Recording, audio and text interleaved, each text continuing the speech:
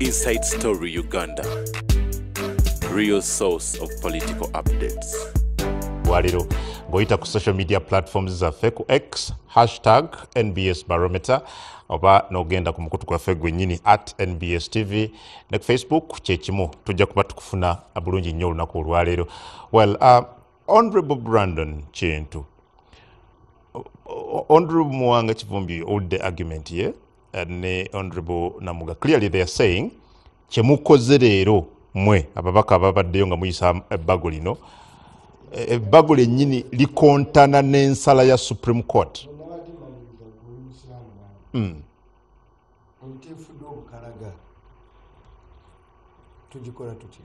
Obukalaga bwe buki? Bukalaga kiki? Entefudde nga tetugisaze. Negwa wali nefa olumbe.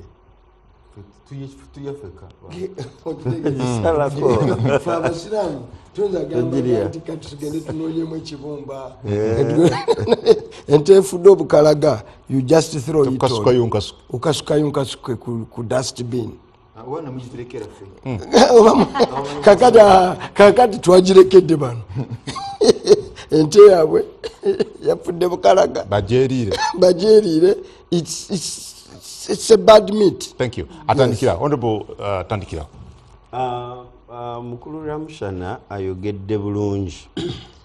Alinge yabadde mu kakiiko kubanga bwe twali twegeyamu nga tuli kutunulira ensonga zino naffe twabuuza okay byonna tubitegere batusomera judgment bulungi nnyo. Honorable Katuntu nannyonnyola bulungi nga ne bw'oba wasituse ekiro nga wasuzeeko awantu ng'oli mu kikiri osobola okutegeera amangu. Ne tugamba naye kakati wano Anthony General gamba nti wano bw'abaawo ezo eziri exceptional nga tuli kubabuuza ze eziriwa. Wabadde yatusomedde n'atugamba nti ezo eziri exceptional n'atuwako side yawo bw'obanga oli omuntu wa bulijjo ali kuwo somewhere ate nazo ziba provided by court. Ne tugamba era ffe twabadde tuzze ne bwe twabadde mu caucus nze njogerera caucus bwe twabadde tukirizaganya tujja kusupportinga government naye n'ekirala ekyewunyisiza nti government tubadde tusuubira okunnyonnyola nga Lwamushana bagambe ezo eziri exceptional zeziriwa. Twabuuziza nako naye kikakatirako ddala omuntu nti era ezo eziri exceptional tutokozinoonya ne tunnyonnyolwa security ne history. We asked so many questions n'okubuuza lwaki amagye gali mu parliament, lwaki tetubali ne police, lwaki tetubali ne prison. Kakati bannaffe bano kye babadde balwanirako bali mu public court, bali kugezesaako okusiiga like normally ekibi okukiteekawo kubanga twabimanyiira ab'NRM ne bwe tuyita nabo nitukola ekintu ab'NRM naye kye mbajjukiza nti nabo bavuye bakole constitutional mandate yaabwe. Onagamba Honorable Muwanga Kivumbi upholding and respecting a constitution yandibadde amaliriza ekyoka. Honorable Muwanga Kivumbi amanyi bulungi okwogera oluzungu, ali well experienced. Singa beegasseeko bijjirwa abagambe nti submission odulu abaddewo nnyo n'ayogera. Singa voices zibadde ziri nga zeeyongeddwako ne tugenda ku vote okufuluma kw'ababaka bannaffe bano kitwafectinze nnyo kubanga nabo tebawaddeyo opportunity ng'oggyeko ano okubyogerera ku TV ogamba nti bafulumye ogamba nti eno ennyingo mbi naye bagamba expression zandibadde zino oba tezeetaagisa. Ekyo kyekisinga okukola ng'omubaka wa parliament. Era bano bo sijja kukimenyawo nti bateekwa okwetondera bannayuganda kubanga kino bagenze bakimanyiiza. Bwanabangawo ekintu tufulumemu tukole amawulire tukole press conference. Juzi wano kamalirize ku ekyo obukodyo bw'abano baba nabwo bwe batulangira wano Honorable Muwanga Kivumbi agamba nti bandikoze eki nga bamaze okulya naye bwe baamala okusayininga commitment ki ekyaddako.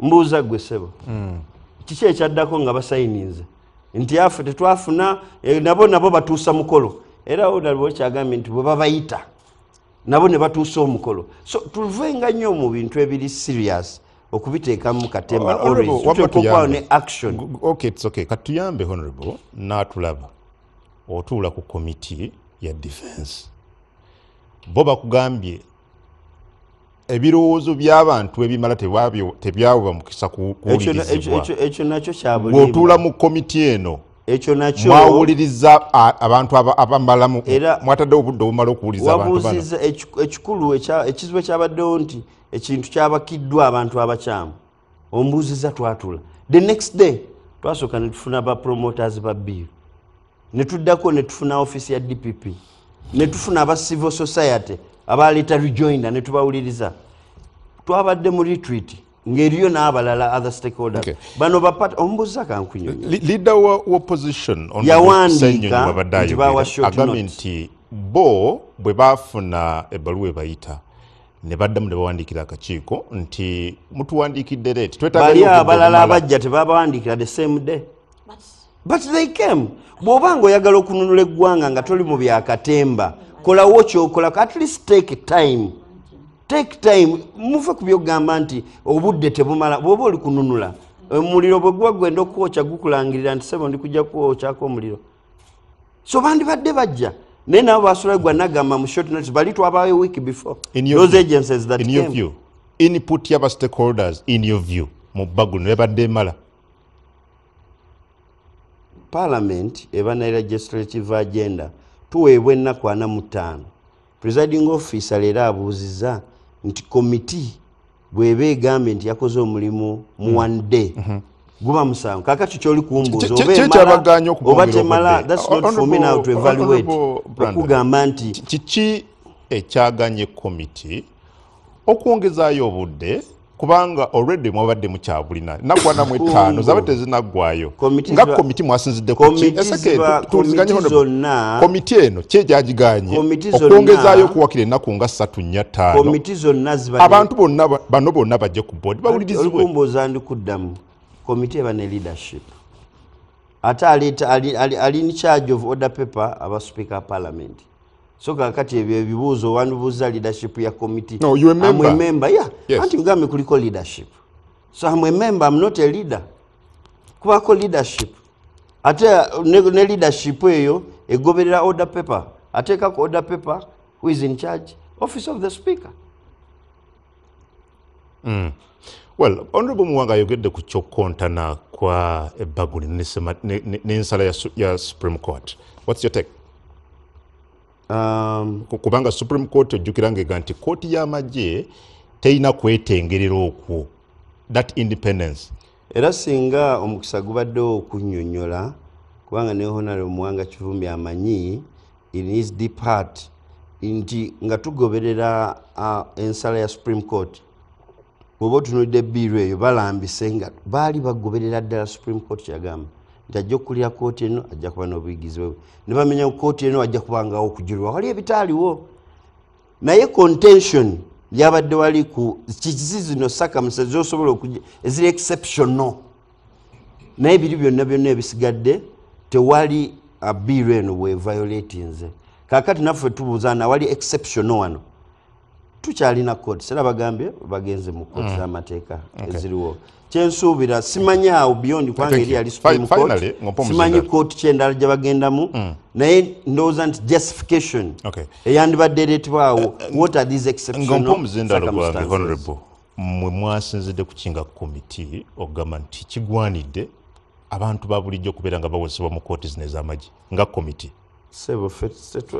leka tokyusa don't blackmail committee kugamba nti mwasinziddeko ki committee si yeyisiza it is parliament you supported it parliament leero parliament of Uganda not the committee of defense oba committee ya legal is parliament of Uganda oli mubaka mwasinziddeko kikale twagoberedde ruling ya Supreme Court era ezo exceptional circumstances eziri very extraordinary baazogedde era baazanjudde.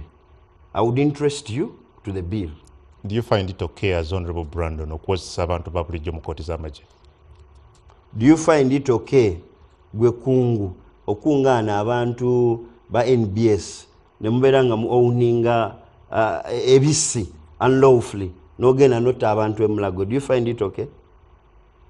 Well, abantu abasangiddwa n'emmundu bamu bawozesebwa mu kooti mu high court naye gwe lwaki why you given lwaki mu creating a situation nti abantu bakola amateeka in anticipation nti abantu banaza omusango bwe tuba nga tulina abantu nga Jamil mukulu abagambibwa okubeera nti baali bokulembera outfit Now that's a y'abayekera different- nga that's a bawozesebwa mu different- kooti ndowooza ne Honorable Mwanga Kivumbi akyekimanyi nti this is a different arrangement.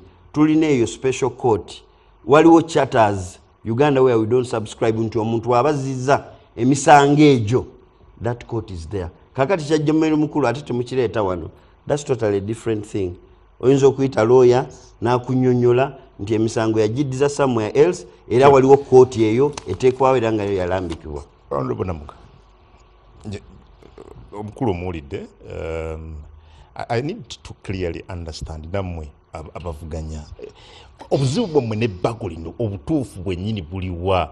Bo bwe bakugamba nti baagala kunyweza butebenkevu mu ggwanga, baagala kumalawo obumenyi bw'amateeka naddala obw'emmundu. I mean, what's wrong with that? Akati owadde obuuza Honorable Brandon nti mwenga committee mwasinzidde kuki okugamba nti basivilian bagende mu court martial. Gwenga Brandon oli mumativu nti mwakoze enough consultation naga nti ogwo omulimu ogw'okuyita baani sigugwe gwa committee. Naye nga njagala okutegeeza bannayuganda nti bino byonna ebikoleddwa olunaku lwolwaleero gavumenti eri ku pressure. Gavumenti eri ku pressure nti oluvannyuma lwa Supreme Court ruling eya 31st January judgment baalemererwa babadde bafigitinga on how to implement. Kubanga mbadde mujja mugoberera Attorney General submissions ze bana abantu mubajja abantu bwe mwasindika mu makomera the 423 files ziri luddawa. Honorable Norbert Mauze yagamba nti ebizimu ebizibiti byavunda. They were very stuck. Okwanguya etteeka lino balyanguyiza basobola okwongera bano bennyini okubanga babawozesa mu court martial. Kubanga tebalina files, tebalina bujulizi, there is nothing.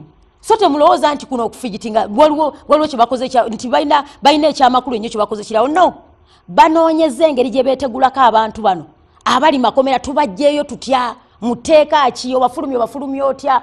Kyova olaba nti abamu bano abaana abafuluma abanupu bwe bajja abamu abaga nti baramu yajja n'atugamba mwetonde mugambe nti twazza emisango abavayo ne baga nti affe baramu ye yatugamba. So kino kye bakoze olwaleero gavumenti egezaako kweyambula mugugu nti bana abantu tubakoze tutya. Kati leero era ogenda kulaba mukulu Museveni alina amateeka g'atannasayininga ge twayise edda, naye dino nkubuulira terigenda kuyisaako nnaku 3 nga siri sayiningi.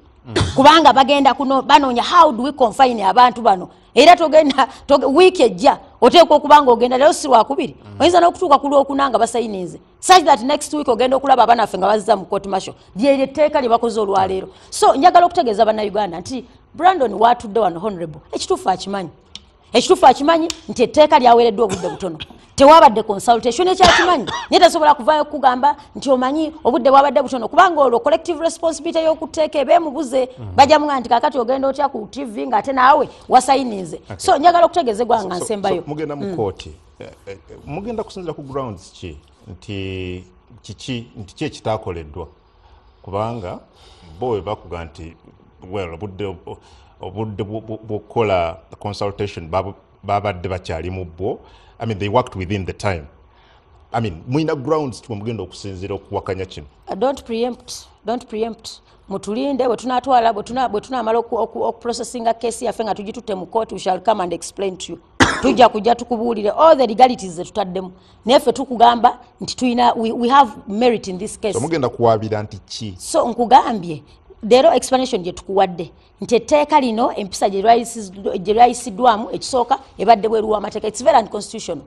Ne bw'otunula rules of procedures za parliament ng'enkulu ennyo ebadde consultation kw'osinziira okuba nti oyise etteeka nga parliament ono yeerabidde nti etteeka lyakola talyekolera alikolera bannayuganda. So those bw'owuliddeko busoma mbiro those are part. Wait for a document that will be prepared. Bwe tunaamala ogitwalayo tujja kujja tukubuulire all the contents of the matter. But njagala okutegeeza bannayuganda NRM government ne bamukulu Brandon bagenda kutegeera nti ebyokusaaga byaweddewo. This time round tuteekwa okuwa eggwanga lino ekitiibwa mu layini y'okukola amateeka. Enough is enough. Bino nkugambye tubadde twakola budget bwangu report tenaggwa bagitadde ku order paper babireesaawo ku floor ne bw'obuuza ekibuzo dakiika emu dakiika bbiri sit down kakati kuluno bagenda kumanya nti ekimala in regard to space eyo tulina ku floor ya parliament erina okuba utilized for the good of Ugandans n'okukola ebintu ebirimu ensa. Otherwise no impunity ezeekula kubanga balina numbers, we have the numbers. Abadde akugamba no honorable Dulu yazze bwabanga honorable Dulu yabadde ku floor okutwala ideas ze kyabadde kimwetaaga ffe kubeerawo because you said he had good ideas. What stopped you from supporting them? Era bwe babanga minority report yabadde ne good ideas lwaki temwaza adoptinze ne ziba part of the main report because omuntu bwaleta minority essence oba omugaso gw'okuleta minority report is eno idea njirese ngali ku opposition bwe tubanga tukola amateeka g'abantu lwaki idea togipulingayo ne forming a part of the main report. Why? Mwami Bijiro, implications enene eza okuyisa ebbago lino. Yes, president yasigadde okubeera nga assako omukono, but in case that is done, okuyisa ebbago lino tekirina implications ki?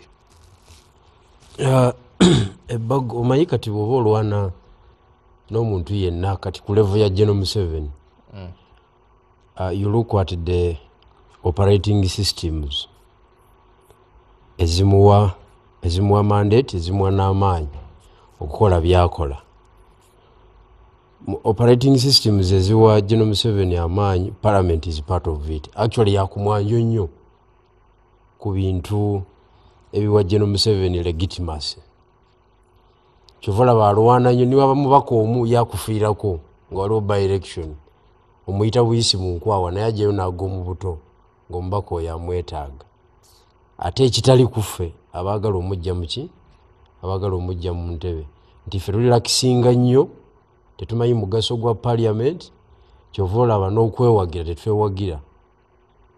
Nze bano bakomredi bange be tuli nabo wano nze Genesimba tebamanyiyo naye nga tuwangadde ebbanga ddene. I have been to Butambala many times kulaliza ez'enjawulo wa Honorable Mwanga Kivumbi naye nze Kamuli tamanyiyo. Simanyi oba n'olutindo olw'ejjinja amanyi bwe lufaanana kuba amaze ebbanga ddene nga tasala ki nga tasala Nairo. Kati awo wewali obuzibu bwennyini awo. Kati bw'ombuuza implication, nze implication nagiraba dda nga tuvudde mu 2021 nga tuluuzinze. Yes, twalwana obwa president wansi wa komandi yawe ekitiibwa Kyagulanyi ne tubanga ababukwata ne babutujjako ku babaka tetulina kye twafuna. And you can't have a government nga toyina legislative arm. Kati honorable Mwanyina zona agaye nti bagenda mu kooti eri yale tosobola kuva mu ogani eri eteekebwawo amaanyi g'abantu parliament noga nti ogenda kulumba Owinyi-Dollo ojeyo kyojjayo. Ewo Owinyi-Dollo ate yo walala because wo wajja General Museveni kasita yeerayiza bwati bwepa ne judicial powers abazirina ya appointing abali direct. Eno musobola okwekyangira yokko nga bwe mwekyaze naye ate eri mu kooti teri kaliyo wadde. It was a waste of time. It will be a waste of time bwe bagenda mu kooti. Kooti etegeerekeka Honorable Mwanyinazi. Kooti etegeerekeka ye strategy y'okuyingira field to mobilizing.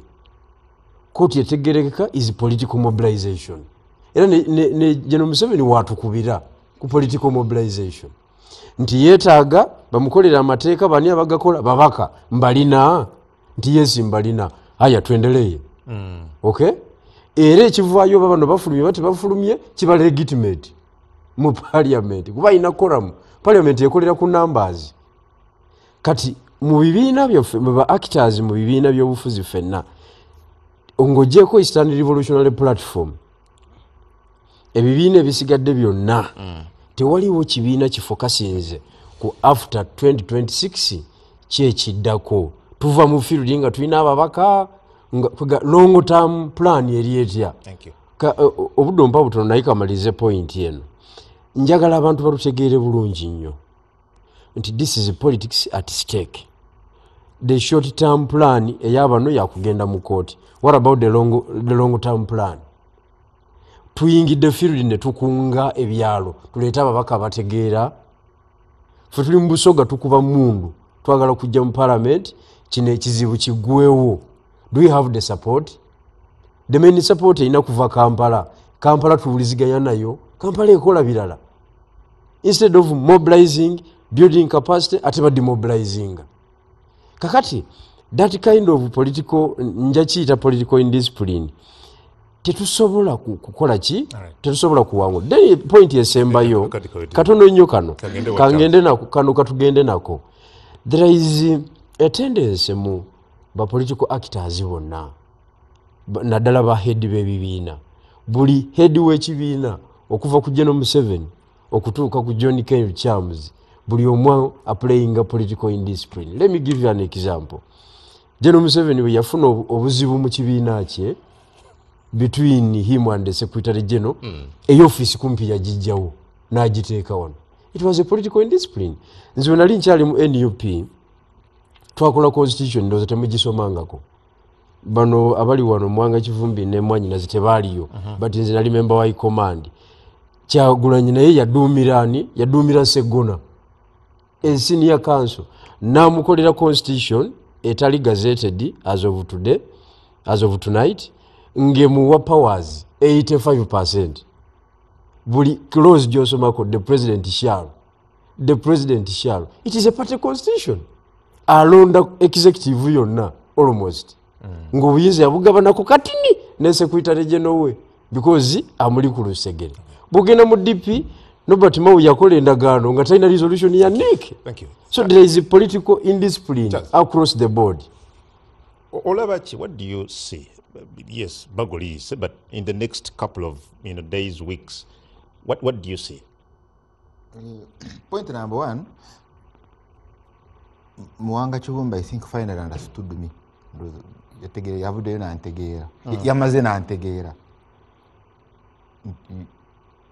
The message chijo wa population nanyi ni population because mukuru Museveni muyaji obuyinza population eno bwe yagale gwanga lyayo isobola kumujjawo ate na yakimanyi kyola isaa biri munyabera yetegeka so kyobuuza ekiddako bajjajjaffe benasanga yabakadde Professor Dan Nabudere ba Mayanja Kachama abani bobaga okay bobo tuwadde obuyinza 1990 because obuyinza yabuwamba 1986 nga buli mu high command yenga chairman high command nga yino obuyinza bubo butuddiza then the population is sovereign chapter 1 but webanga ye sovereign ye joku obuyinza the state organs ngeyita mukaruru but wenawo buyinza state organs ngeyise mukaruru edembe ly'omuntu wengada mukungu teri mujibwangako except under the following kakati ogant okay naye wabeerewo anaasalangawo and that is an independent court but court eno eyina okulaba nti omuntu ayina the right to a fair hearing. The right to a fair hearing is inviolable, is absolute. Parliament eno teyina na buyinza bugikyusa. You get? So Supreme Court bwegamba but the court martial eyo there is no fair hearing. There is no the right to fair hearing cannot be tesobola kuba ebeddayo ku spirit eri. You get what I mean? Yemukuru Museveni agamba kungu you are guilty until you prove yourself innocent. Chwaraga besije tujja kumuwa omukisa yenyonyoleko. You get? In other words, that the burden of proof is now on you. Sajja tuza and is right. Because ye chamanyi okukola kye yakola in 1986 n'awamba obuyinza katabweddiza teyabutuwa in 1996 witakwera constitution. He never returned that power. So abwina either genda obumujjeko o kisigalenga wekiri but waliwo ebirumira that nze Romshana bwenkola robbery n'enziba bwe gunsinga at high court nsobola okujulira in court of appeal bwe gunsinga at court of appeal nsobola okujulira in Supreme Court, right? Muwanga Kivumbi bw'abba n'omusirikale ne bamutwala mu court of appeal, ne bamutwala mu court martial, bwe gumusinga ajulira n'akoma ku high court, n'akoma ku court of appeal. So nze ne Muwanga Kivumbi, are we equal before the law in Uganda? Now these matters are matters of all of us. Si bya bibiina ffe tugenda genda mu court, si byammwe, they are not personal. This is about Uganda, that sina the same right with Muwanga Kivumbi under the law. You've made a discriminatory law. You get? Kakati ekirala is Yamukulu Museveni ayina agent. He has an agent issue. His agent issue is Muwanga Kivumbi bw'aba campaigninga mu Luganda lwe n'akozesa example y'ente eyo gy'akozesezza olulimi olwo Mukulu Museveni talwagala, ayagala kumukomya mangu. So yeetaaga, that's what you call political bad language. So yeetaaga court martial kumuhandolinga kwikire mangu. So kati bamuwe etteeka ate balimuwadde agenda kumuhandolinga very kwikire.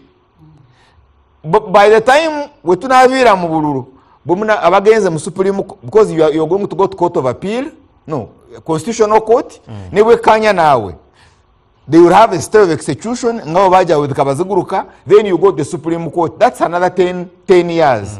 There will be very many pending cases. By the way, aja kwamaza ekizibu kino. So I see it as a good strategy. But the larger issue,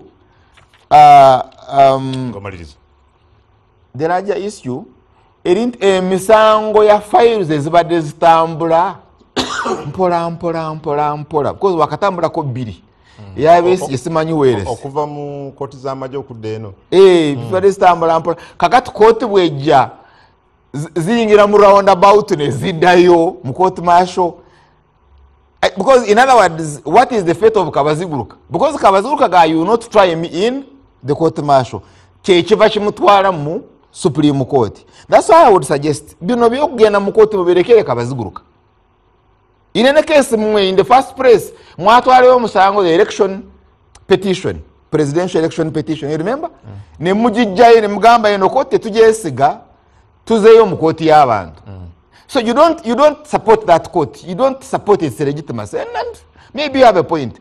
Ask Kabaziguruka mukimulekere yaddeyo mu court eri, because yagamba saagala ontwale muki, his file is still pending, it has not moved. They can now continue and try him again mu this appeal. Then lastly is a question of legitimacy. Ente yefiiridde abasiraamu temugenda kugirya. Okay, mujerekererwa omushanaze enjirye. But why are you participating in a silly election? Because muganya okubeera mu parliament okuyisa ebintu bitagendera mu mateeka bya constitution. These people are organizing an election extremely very silly. Teyina kakwata na constitution ya Uganda. Ne process gye tugendamu babateereddewo kooti where you have Ed Mutwe nga akola kusinga mu kooti. They are giving you examples of what is going to happen. Why must you participate in this silly election to legitimize the entire process? Thank you. Katuumulemu awo wenyini twagala okuwumulira aliko Barometer. Bwe tukomawo tukwate ne ku bbago eddala liri erirungamya ebibiina by'obufuzi erya Political Parties and Organizations Act 2025 era ng'ebimu ku bikulu ebiri mu bbago lino kyekyokubeera nti ensimbi eziweebwa ebibiina by'obufuzi ziyina akakwate ku kubaganya ebirowoozo ebina ebibadde bitetaba mu kuteesa ensimbi zino bazeerabye bwe tujja butandiki.